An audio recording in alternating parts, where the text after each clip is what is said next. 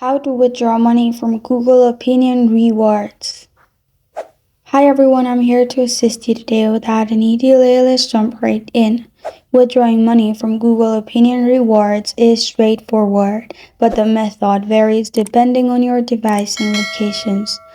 For Android users, on Android devices, earnings are credited as Google Play credits. These credits can be used to purchase app, games, movies, books, or in-app items from the Google Play Store. For iOS users, you can withdraw to PayPal. iOS users can transfer their earnings to a PayPal account. You can simply open Google Opinion Reward and in there you will find payment section. From there you can transfer balance.